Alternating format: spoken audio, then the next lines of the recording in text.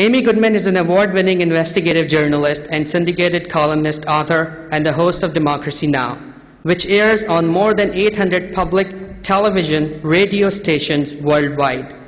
Amy is the first journalist to receive the Right Livelihood Award, widely known as the Alternative Nobel Prize for developing an innovative model of truly independent grassroots political journalism that brings to millions of people the alternative voices that are often excluded by the mainstream media. The Independent of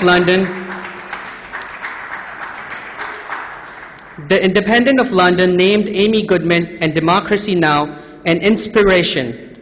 Pulsemedia.org placed Amy Goodman at the top of their 20 top global media figures.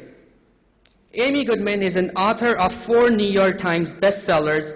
Her latest book, Breaking the Sound Barrier, proves the power of independent journalism in the struggle for a better world.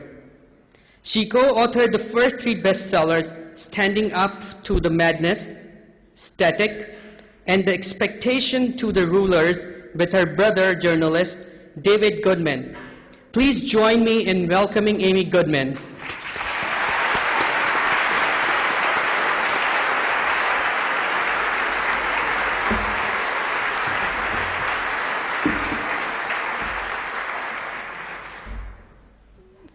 I'm trying to see over the eagle's head.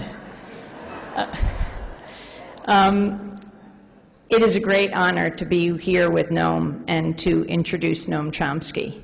Now, Haiti, from Haiti to East Timor, from Vietnam, Cambodia, and Laos to Latin America, there is one person who's connected these dots for decades. And he is the person we've come to hear today, Noam Chomsky. Such an important, well, what did the New York Times call him? The most important, perhaps the most important intellectual alive today, to which Noam responded, what did I say wrong? But, and you then must ask, why isn't he quoted more often, occasionally, perhaps once, on the front pages of the New York Times? Amazing to think how much you get in one lecture from Noam Chomsky. Compare it to the networks day after day, 24 hours a day, that small circle of pundits who know so little about so much, explaining the world to us and getting it so wrong.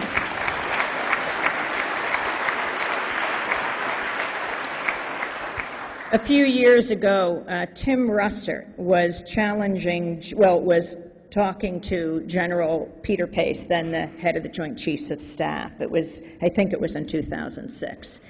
And he asked him if he was concerned that the Iraqi Prime Minister at the time, Jaffrey, said one of his favorite authors was Noam Chomsky. And General Pace responded, I hope he has more than one book on his nightstand. I hope he did too. The Prime Minister of Iraq. I hope he had Hegemony or Survival, America's Quest for Global Dominance, The Essential Chomsky, a collection of Noam Chomsky's works. Oh, we'll go back in time to Manufacturing Consent, so essential to deconstructing the way the media constructs our view of the world. Noam Chomsky and Ed Herman's book, Manufacturing Consent, The Political Economy of the News Media. Interventions would be a very good book for General Pace to have on his nightstand. Failed States, the earlier books like Turning the Tide, as Noam Chomsky looked at Central America. As you can see from the cover of Essential Chomsky, there's more than 100 books. This is a bookcase filled with Noam Chomsky's works.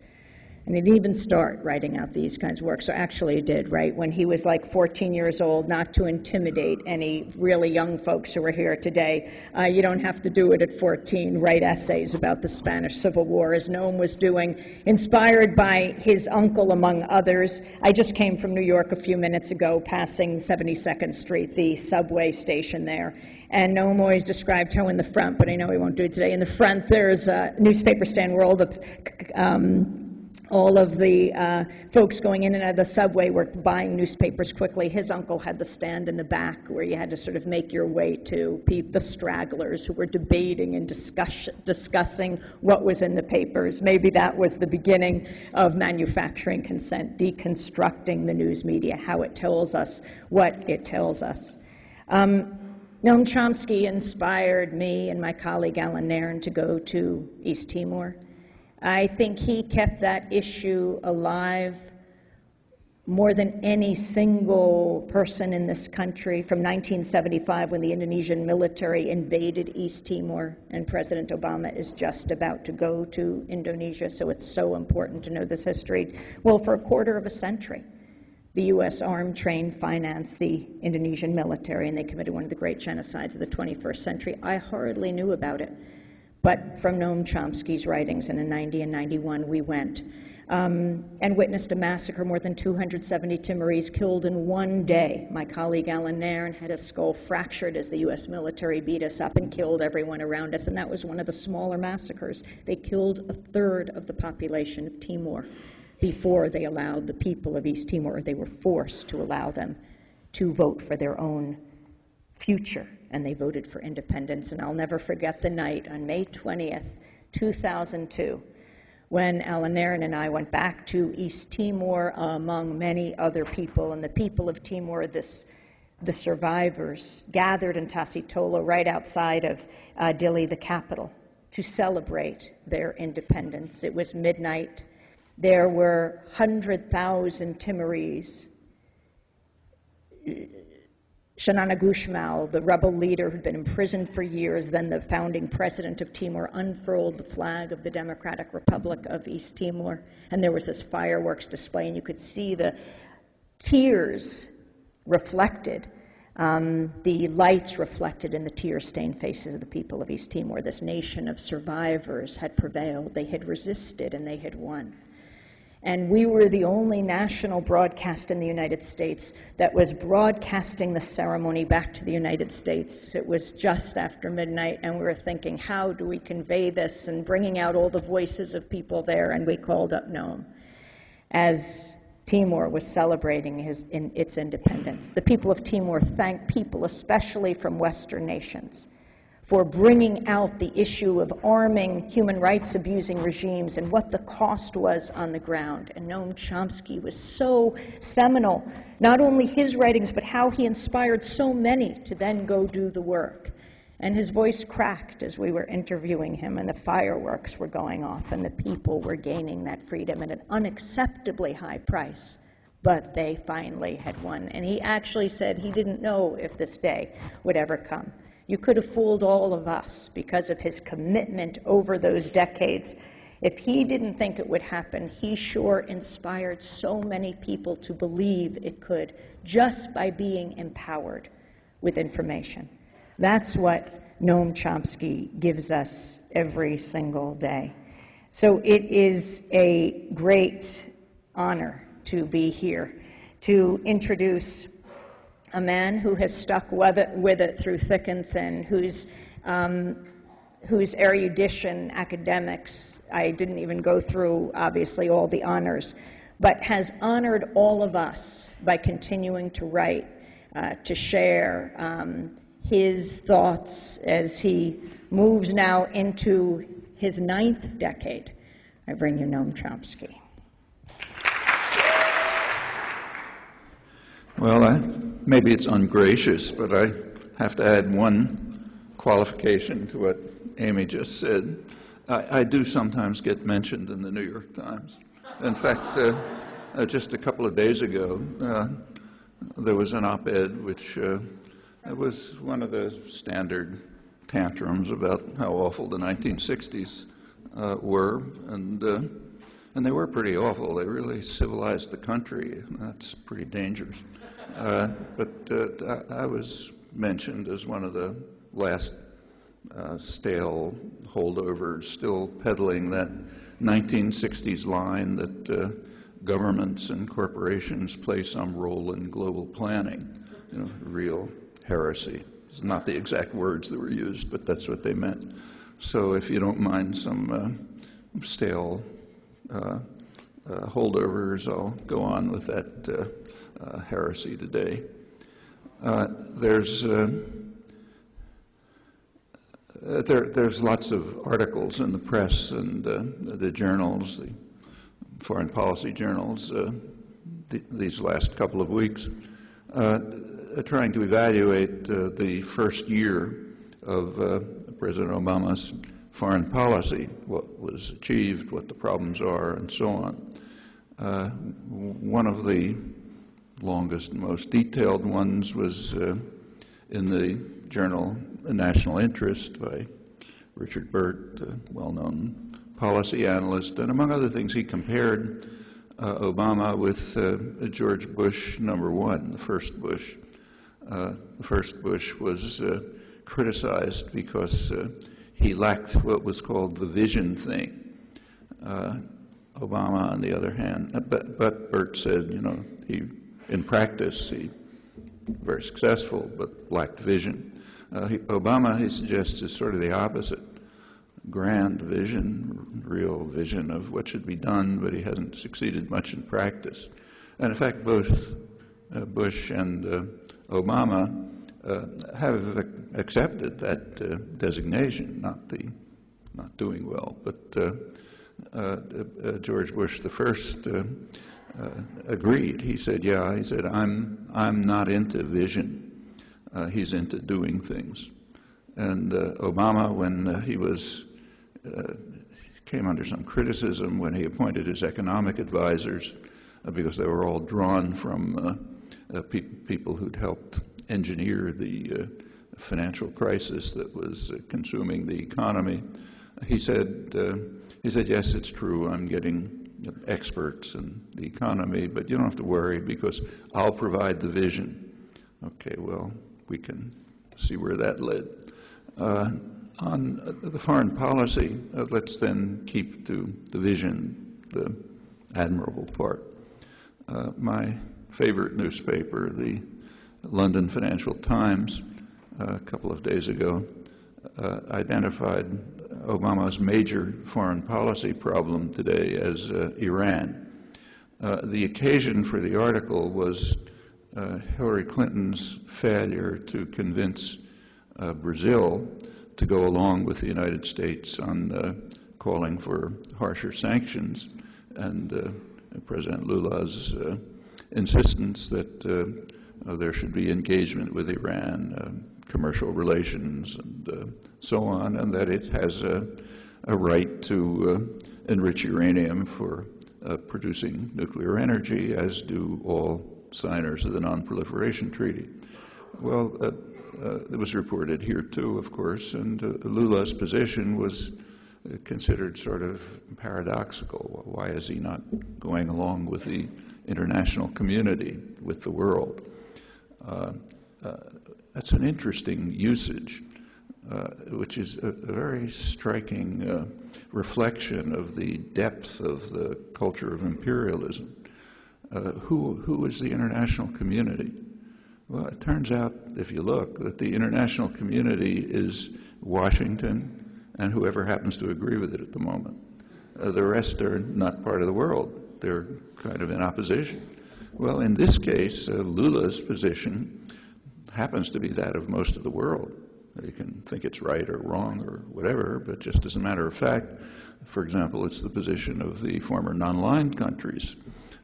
The majority of countries of the world, the large majority of their populations, they have repeatedly and vigorously supported Iran's right to enrich uranium for peaceful purposes, reiterating that it's a signer of the Non-Proliferation Treaty, which does grant that right. So they're not part of the world. Another group that's not part of the world is the population of the United States. The last polls that I've seen a couple of years ago, in those polls, a considerable majority of Americans agreed that Iran has a right to develop nuclear energy, but of course not nuclear weapons.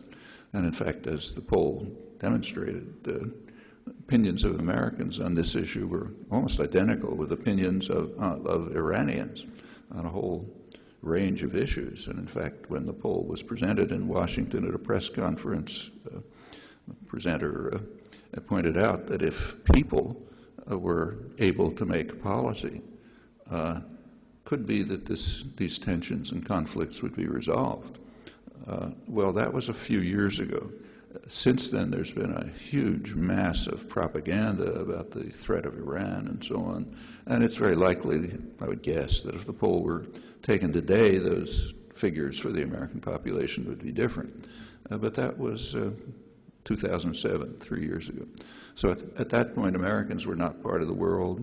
Most of the majority of people of the world were not part of the world. And Lula, by repeating their view, is also not part of the world. It could be added that he's almost surely the most popular political figure in the world, but that doesn't mean anything either. So what about the conflict with Iran and the threat of Iran? Nobody in their right mind wants Iran to develop nuclear weapons, or anyone for that matter. So on that, there's complete agreement. And in fact, there are significant problems about a proliferation of nuclear weapons. It's not a joke. And Obama's vision forcibly stresses the need to stop the proliferation of nuclear weapons and to reduce or maybe remove nuclear weapons. Well, that's the vision. What's the practice? Well, the practice became clear a couple of months ago. Once again, the Security Council passed a resolution, 1887, I think it was October, calling on, with a criticism of Iran for not living up to commitments that were demanded by the Security Council, and also calling on all states to join the Non-Proliferation Treaty and to solve all their conflicts within the framework of the Non-Proliferation Treaty without any threats of force. Well, that particular part of the resolution was not exactly headlined here for a simple reason. It was directed at two countries, the two countries that are regularly threatening the use of force, the United States and Israel. The threat of force is in violation of the UN Charter, if anybody cares about that stale old stuff, even older than the 60s. But that's never mentioned. But just across the spectrum here, almost everyone insists that the usual phrase is, we must keep all options open. That's a threat of force. And the threat of force is not just idle. So, for example, Israel is sending its nuclear submarines into the Gulf, firing distance. They're undetectable, basically, into areas where they could fire nuclear missiles. Of course, Israel has plenty of nuclear weapons. Fire them at Iran. The U.S. and others, or its allies, are carrying out field operations, the exercises plainly aimed at Iran. There's a little hitch because Turkey is refusing to go along, but that's what they've been trying to do. So there are regular threats, verbal and in policy. Israel actually is sending the nuclear submarines and other warships through the Suez Canal with the tacit agreement of Egypt, the Egyptian dictatorship, another U.S. client in the region. Well, those are all threats, constant, verbal, actual, and the threats do have the effect of inducing Iran to develop a deterrent. Whether they're doing it or not, I don't know. Maybe they are. But if they are, the reason, as I think almost all serious analysts would agree, is not because they intend to use nuclear weapons or missiles with nuclear weapons. If they even loaded a missile with nuclear weapons, assuming they had them, the country would be vaporized in 5 minutes. And nobody believes that the ruling clerics, whatever one thinks about them, have a kind of a death wish and want to see the entire country and society and everything they own destroyed. In fact, U.S. intelligence figures pretty high in you who've talked about it estimate the possibility of Iran ever actually using a nuclear weapon as maybe 1%, so low that you can't estimate it. But it's possible that they might develop them as a deterrent. One of Israel's leading military historians, Martin von Crefeld, a couple of years ago, after the invasion of Iraq, wrote in the international press that, of course, he doesn't want to see Iran have nuclear weapons. He said, but if they're not developing them, they're crazy. The U.S. had just invaded Iraq, knowing that it was totally defenseless. It was part of the reason why they felt free to invade. Everybody can understand that. The Iranian leaders can certainly understand it. So therefore, to quote von Crefeld again, if they're not developing a nuclear deterrent, they're crazy. Well, whether they are or not is another question, but there's no doubt that the hostile and aggressive stance taken by the United States and its Israeli client are a factor in whatever planning is going on in top Iranian circles as to whether to develop a nuclear deterrent or not. And Lula, I think, has a point when he says, along with the actual world, not what's technically called the world, in suggesting that interaction, commercial and other, is the proper way to try to constrain whatever the threat may be. And I think the UN Security Council was correct in concluding that back last October that the threat of force should be abandoned and that issues involving interstate conflict should be resolved within the framework of the UN Charter and the Non-Proliferation Treaty in this case, again aimed at the United States and Israel. The Security Council resolution, there were reactions to the Security Council resolution. In part, there were reactions on the part of the 3 states. There are 3 states which have never signed the Non-Proliferation Treaty, so they're the worst violators by far.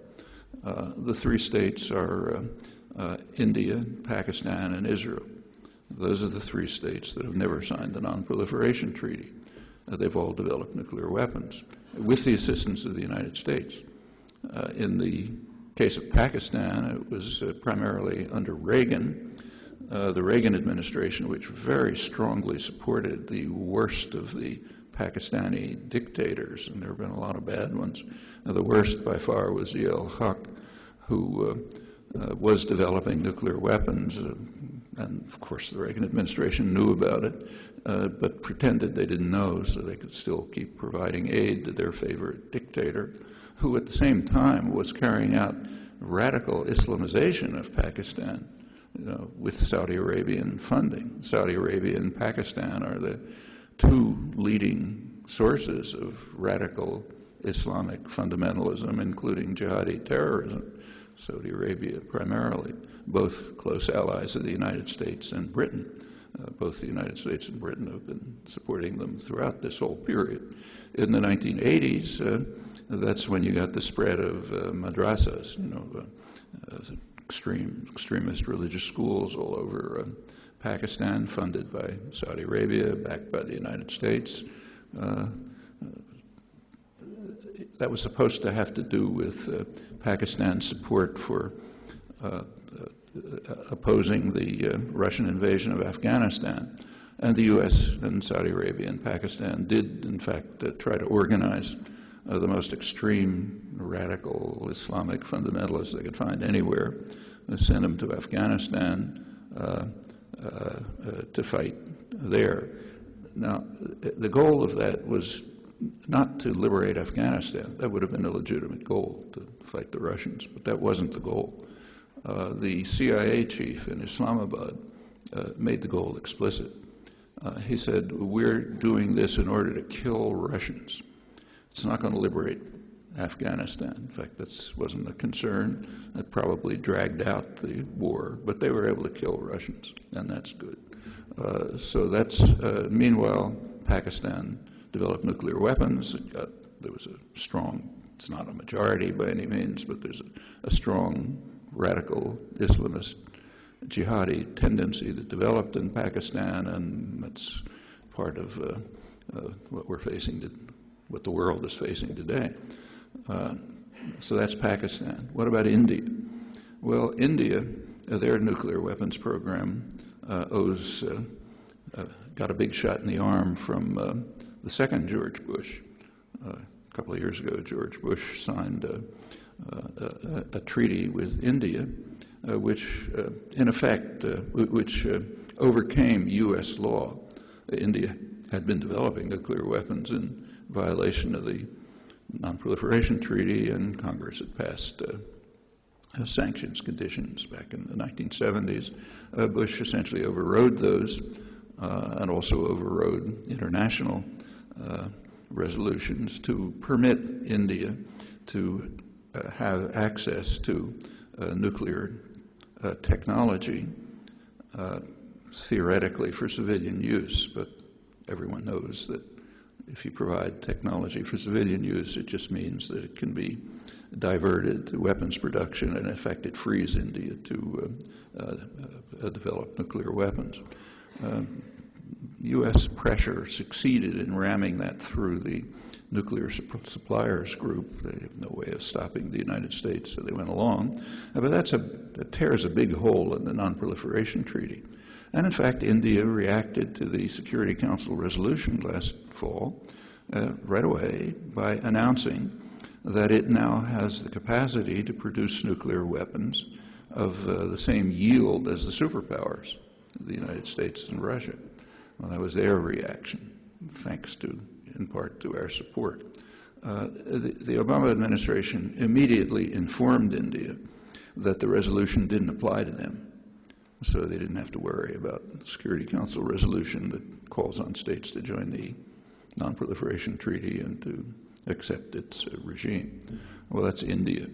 Pakistan wasn't even mentioned. Yes, and in fact, the more India increases its nuclear weapons capacity, the more Pakistan does. With a very serious threat of nuclear war. It's come quite close a couple of times, and the threat is still there and growing. So that's India and Pakistan. Well, the Obama administration, at the same time as the Security Council resolution, roughly the same time, the International Atomic Energy Agency passed a resolution calling on Israel to join the Non-Proliferation Treaty and to open up its nuclear facilities to inspection. As far as I'm aware, that was never reported in the United States. In fact, I learned about it because I happened to be in Mexico, and I was reading the Mexican press, which published wire service reports. I didn't know whether to believe them or not, so I came back and checked, and yeah, it was accurate. It was in the military journals and so on. The only reference I could find to it in the English press was in the Irish Times. They happened to report it. But it happened. I mean, there was an interesting resolution. The United States and Europe had tried to block the resolution, but they weren't able to block it, and then it passed with a majority of the International Atomic Energy Agency. Well, Obama did react, same way as to India. The administration informed Israel that they didn't have to pay any attention to this, didn't apply to them. That's reiterating a informal but well-known agreement between President Nixon and Israeli Prime Minister Golda Meir back in the Nixon years, saying that the U.S. agreed that Israeli development of nuclear weapons is kind of off the agenda. We don't allow any discussion of this. So that's the reaction of the three powers that never joined the Non-Proliferation Treaty, in all cases with U.S. support. Well, that has something to do with non-proliferation. Actually, the General Assembly also passed a resolution calling on Israel to join the Non-Proliferation Treaty and open up its facilities. There were the U.S. and Israel, of course, voted against it, and they were able to pick up 2 more votes. So there were 4 votes against the resolution in the General Assembly, which is a little more than usual. Sometimes can't even get them. So, for example, a year earlier, the General Assembly passed an important resolution trying to regulate the arms trade, what's called small arms, but small doesn't mean very small. That means less than nuclear weapons. Those are the ones that are carrying out massacres and slaughters all over the world. And the U.S. voted against it, not alone that time. It was joined by Zimbabwe. That was a little embarrassing, so I don't think it ever got reported. But that's the kind of thing that happens pretty regularly if you look. Okay, that's Obama also reacted, not directly, but to the Security Council resolution. At the time that he got his Nobel Prize, the Pentagon, and for bringing about peace and so on, and opposing nuclear weapons, within days, the Pentagon announced that it has been accelerating development of massive ordnance penetrators, I think is the technical word. These are huge bombs, the biggest ones in the U.S. arsenal, 13-ton bombs or something like that, which are designed so that they can penetrate deep, not only deep into the ground, but right through many, many layers of reinforced concrete. The proposal was initiated under the Bush administration, but it kind of languished. However, as soon as Obama came in, he accelerated the development of these weapons, and according to the Pentagon, they're going to be put into place, maybe they're already there, a couple of months from the time of the announcement, a couple of years before the original plan. Everybody knows what they're for. There's only one target for those. That's another threat against Iran. Okay, that was Obama's reaction to the resolution. Well, there's more to say about this. I mean, as I mentioned, certainly nobody wants Iran to develop nuclear weapons, and we should undertake sensible measures to try to prevent that.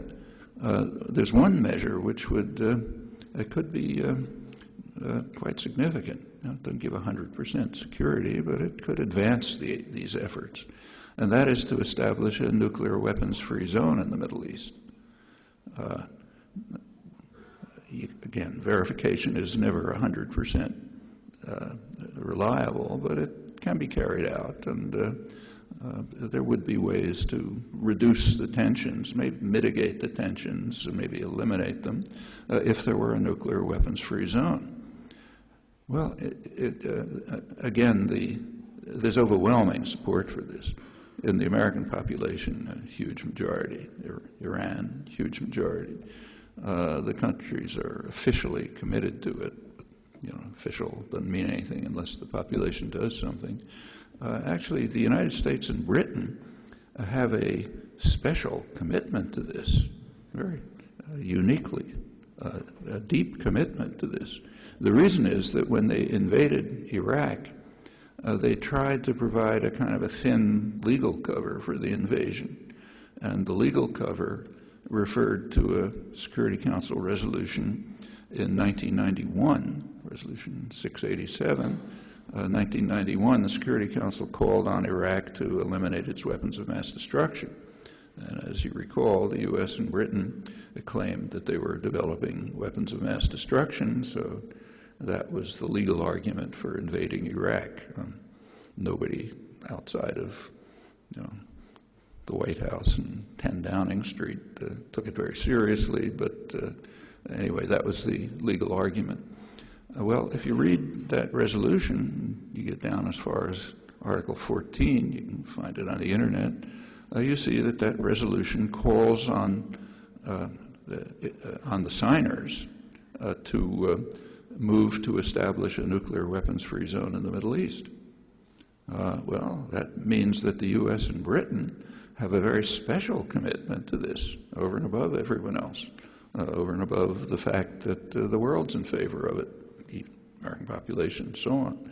And that could be a step towards strengthening the Non-Proliferation Treaty and reducing the threat of nuclear weapons. But the vision doesn't go that far. The vision only goes as far as some pleasant rhetoric. And the steps that could be taken to implement it are off the agenda, can't even be discussed. I don't know if anyone's ever discussed this anywhere near the mainstream. But the facts are pretty straightforward. You can check them. And it goes beyond that. There are other nuclear weapons-free zones growing throughout the world. And, you know, they're not the answer to everything, but they're a step towards reducing the threat of nuclear weapons. Just a couple of months ago, Africa, the African states agreed after long debate and discussion to establish an African nuclear weapons-free zone. There's only one hitch. The U.S. won't go along. The U.S. and Britain are blocking it. The reason is that the reason has to do with an island, Diego Garcia, which the African Union regards as part of Africa, but it's an island that was a British colony, and at the orders of the master, Britain expelled the population from Diego Garcia so that the United States could build a huge military base there, which it has, and that's not just for fun. I mean, that's the military base from which the U.S. carries out its, and Britain carry out their bombing operations in the Middle East and Central Asia. It's one of the main bases. And that base stores nuclear weapons.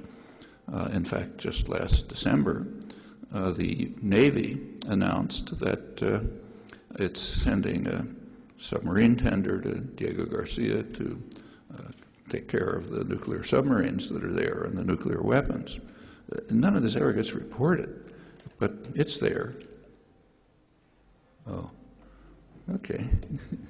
I'm supposed to stop rehashing all this 1960s stuff. So I'll stop in a minute. Let me just finish this part of it. There's a lot more to say about Obama's foreign policy, but you can bring it up. A nuclear weapons-free zone in Africa would make good sense. It would mean closing down Diego Garcia, and maybe even allowing the population to return to what's left of the island. But that one's not working because of U.S.-British rejection. There's another one in the South Pacific. It's a nuclear weapons-free zone there. That one was held up for a long time by France because France wanted to use its islands for nuclear weapons tests. But finally, France exploded its nuclear weapons, and they're not holding it up anymore. So it's being held up by the usual one vote. The United States won't permit it because the U.S. has islands there, which are very useful. Sometimes they even vote with the U.S. at the UN, so it isn't 100% against one. We can sometimes get Palau and Micronesia. But the main significance of them is that the U.S. uses them to store nuclear weapons. And nuclear submarines and so on pass through. So therefore the U.S. refuses to allow them to be included in the South Pacific nuclear weapons-free zone. But overcoming that would be a considerable step towards reducing nuclear proliferation and also the threat, constant threat, and often actual practice of using these facilities because they're used all the time. Well, that's Iran. The vision extends much farther. Israel, Palestine, Latin America, other things. There's a great deal to say about them, but thanks to the instructions, I'll stop at this point and save you from these stale 1960s residues. What is your assessment of President Obama's foreign policy? Well, when Obama came into office, or when he was elected, one high Bush official, I think it was Condoleezza Rice, predicted that Obama's foreign policy would be a continuation of Bush's second term. The first and second term of Bush were quite different. I mean, the first term was, aggressive, arrogant, kicking the world in the face, even allies. And it had such a negative effect, this is an action as well as manner, that U.S. prestige in the world sank to the lowest point it's ever been. Now, that was really harmful to the interests of those who actually set foreign policy, business world, corporate interests, state planners, and so on. So there's a lot of criticism of Bush right from the main